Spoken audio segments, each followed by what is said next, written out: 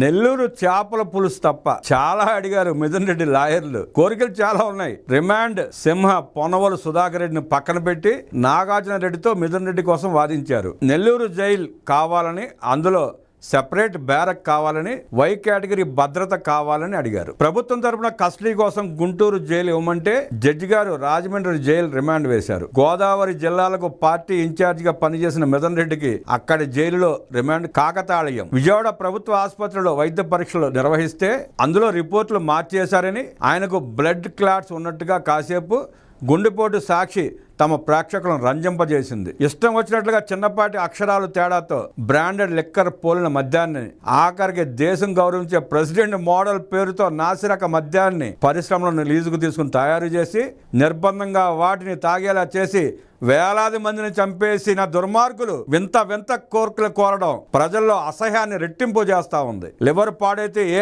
ఆరోగ్యశ్రీ కార్డులో కూడా కవర్ కాదు. వైజాగ్ కేజీహెచ్ నుండి చిత్తూరు వరకు వార్డుల్లో ఎన్ని వందల మంది చనిపోయారో లెక్కలేదు.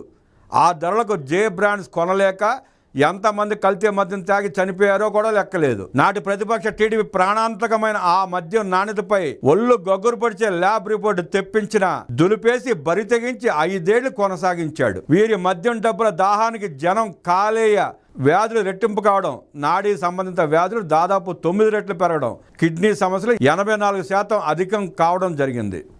అయినా ఈ రాక్షసులు ఆపలేదు. వీరి ధనదాహం తీరలేదు. మనంతా ప్రకాశం పోలీసుల మీద గంతులేసి అరిచిన చెవిరెడ్డిని తిరుపతికి తరలించి స్విమ్స్లో వైద్యం చేయించాలట. ఇటీవలే పొంగనూరుకు దండయాత్ర లెక్కన వెళ్లి రైతుల మీద దాడులు చేయించిన మిథున్ రెడ్డికి బ్లడ్ క్లాట్స్ అట. నెల్లూరులో స్పెషల్ బ్యారక్ కావాలట. ఇంకా నయ్యం విల్లాలు కోరలా. ఒక లివర్ ట్రాన్స్ప్లాంట్ చేయడానికి 25 లక్షలకు పైగా కావాలని ఆసుపత్రుల్లో చెబితే ఎన్ని వందల కుటుంబాలు ఏడ్చాయో ఏనాడైనా ఈ దుర్మార్గులు ఆలోచించారా? కిడ్నీలు డయాలసిస్ చేయడానికి మార్చుకోవడానికి ఎన్ని వేల కుటుంబాలు కంటి నిండా నిద్రపోలేదో ఈ క్రూరులకు తెలుసా?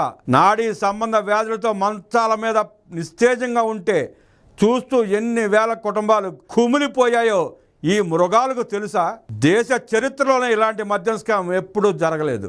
ఈ దుర్మార్గులు తమ కర్మకు మూల్యం చెల్లించి తీరతారు. ఎన్ని కోట్లు ఖర్చు పెట్టి వాదించుకున్నా ధర్మం దండన తప్పక ఉంటుంది. తప్పించుకోలేరు. వీరి గొంతెమ్మ కోరికలు వింటుంటే ప్రజలకు మరింత అసహ్యం కలుగుతోంది. జగన్ రెడ్డి ఓపెన్ డిబేట్ సిద్ధమా అంటూ సవాల్ చేస్తున్నారు వర్ల రామయ్య. సిట్ దెబ్బకు మీ అవినీతి ముఠ అబ్బా అంటోంది జగన్ రెడ్డి. మద్యం కుంభకోణంలో సిట్ దెబ్బకు జగన్ అవినీతి ముఠ అబ్బా అంటోంది. సిట్ విచారణ ముమ్మరం చేయడంతో జగన్ డైవర్షన్ పాలిటిక్స్ చేస్తున్నాడని టీడీపీ పొలిట్ బ్యూరో సభ్యులు వర్ల రామయ్య ధ్వజమెత్తారు. ఈ మద్యం కుంభకోణంలో అనుమానితులు ఎంతటి వారున్నా వారి పాస్పోర్ట్లను కోర్టు అనుమతితో వెంటనే సిట్ సీజ్ చేయాలని డిమాండ్ చేశారు. గత వైసీపీ పాలనలో దేశమంతా డిజిటల్ పేమెంట్స్ నడుస్తుంటే ఇక్కడ నగదు లావాదేవీలు నడిపి మద్యంలో 3,500 కోట్ల రూపాయలకు పైగా కొట్టేసి ఆ డబ్బును దుబాయ్కి తరలించారని సిట్ దర్యాప్తులో తెలుస్తోంది. కేంద్ర సహకారంతో దుబాయ్లో ప్రత్యేక టీంను ఏర్పాటు చేసి ఈ అవినీతి దోషులను వెంటనే పట్టుకోవాలని వర్ల కోరారు. మిథున్ రెడ్డి, చెవిరెడ్డి, కసిరెడ్డి లాంటి వారు వాళ్ళ నాయకుడికి తెలియకుండా ఇన్ని కోట్ల అవినీతి చేస్తారా? అసలు లబ్ధిదారు ఎవరో బయటపెట్టి వారిని సిట్ కటకటాల్లో నెట్టాలి. ఈలోపు వారి పాస్పోర్ట్లను స్వాధీనం చేసుకుని ఈ అవినీతి పిట్టలు విదేశాలకు ఎగిరిపోకుండా చూడాలని వర్లరామయ్య కోరారు. జగన్ రెడ్డి హయాంలో తప్పు చేసిన పోలీసు అధికారులకు చట్టబద్ధంగా శిక్ష తప్పదని స్పష్టం చేశారు. చంద్రబాబు హయాంలో పోలీసులు మెడల్స్ తీసుకుంటే జగన్ కు సహకరించిన పోలీసులు కటకటాల్లో మొగ్గుతున్నారు. మద్యంలో కొట్టేసిన డబ్బు దుబాయ్ చేరడానికి మధ్యవర్తిత్వం వహించింది రాజ్ కేసిరెడ్డి కాదా? ఈ రాజ్ కేసిరెడ్డి ఎవరు? ఇతనికి ఈ బాధ్యతలు అప్పగించింది ఎవరు? మీరు కాదా జగన్ రెడ్డి? మీరు సై అనకుండా కసిరెడ్డి ఇది చేయగలడా?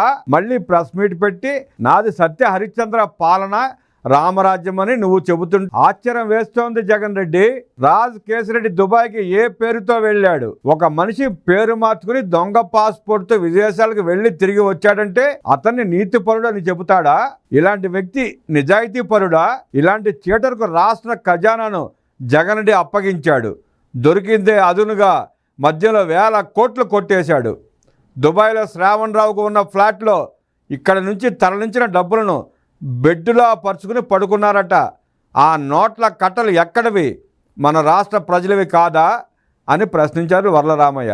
5 కోట్ల ప్రజల సంక్షేమానికి వాడాల్సిన సొమ్మును జగన్ రెడ్డి పాలనలో కసిరెడ్డి ఆధ్వర్యంలో దోచుకెళ్ళి దుబాయ్ తీసుకెళ్తే వారిని జగన్ శుద్ధపూసలంటున్నాడు. వారి గురించి నోరు తెరవడు. మద్యం కేసులో జగన్ మౌనం అర్ధాంగీకారం కాదా అని సూటిగా ప్రశ్నించారు వర్లరామయ్య. సిట్టు దెబ్బకు జగన్ టీం వణుకుతోంది. మిథున్ రెడ్డి ఇప్పుడు ఎక్కడ ఉన్నాడు? ఒక ఎంపీ మారువేషంలో కలుగులో దాక్కోవాల్సిన పరిస్థితి ఎందుకు వచ్చింది? దీనికి జగన్ రెడ్డి సమాధానం చెప్పగలడా? ఈ మద్యం కుంభకోణంతో వైసీపీ నేతల ప్రతిష్ట పూర్తిగా దిగజారిపోయింది. ఈ అవినీతిలో రేపు ఎవరు కలుగులోకి వెళతారో, కటకటాల్లోకి వెళతారో వారికి బాగా తెలుసు. అందుకే డైవర్షన్ పాలిటిక్స్ చేస్తున్నారు. సిట్ దర్యాప్తు పూర్తయ్యే వరకు ఈ అవినీతి తిమింగళాలు దేశం విడిచి పారిపోకుండా చూడాలి. ఢిల్లీలో 100 కోట్ల కుంభకోణానికి పెద్ద పెద్ద నేతలు జైలు పాలయ్యారు. ఇక్కడి కుంభకోణంతో వైసీపీ పార్టీ ప్రతిష్ట మసకబారేసరికి రప్ప రప్ప అంటూ రెచ్చగొట్టే వ్యాఖ్యలు చేస్తున్నారు. మద్యం కుంభకోణం ప్రజలు చర్చించుకోకుండా ఉండేందుకు ఇలాంటి వ్యాఖ్యలు చేస్తున్నారు. అమాయకులైన ఐపీఎస్ ఆఫీసర్లను అరెస్ట్ చేస్తున్నారని జగన్ ప్రెస్లో అంటున్నాడు. నీతో అంటకాగి తప్పుడు పనులు చేసిన వారు అమాయకులు ఎలా అవుతారు జగన్ రెడ్డి? ఐపీఎస్లు తప్పులు చేస్తే శిక్షించకూడదా? చట్టం వారికి చుట్టమా అంటూ తీవ్రంగా మండిపడ్డారు వర్లరామయ్య. చట్టం తన పని తాను చేసుకుపోతుందని స్పష్టం చేశారు. జగన్ రెడ్డి, నీ పాలనలో చట్టం తన పని తాను చేయలేదు. మీరు చెప్పిన పని చట్టం చేసింది. మీరు నల్లపూసలైతే అన్ని రోజులు రిమాండ్లో ఉంటారా? న్యాయస్థానాలు ఉన్నాయి కదా. రాష్ట్ర ప్రజలు ఆలోచించాలని కోరారు వర్లరామయ్య. చంద్రబాబు పాలన, గత 5 ఏళ్ల జగన్ రెడ్డి పాలనను ప్రజలు బేరీజు వేసుకోవాలని ఈ సందర్భంగా ప్రజలకు సూచించారు వర్లరామయ్య.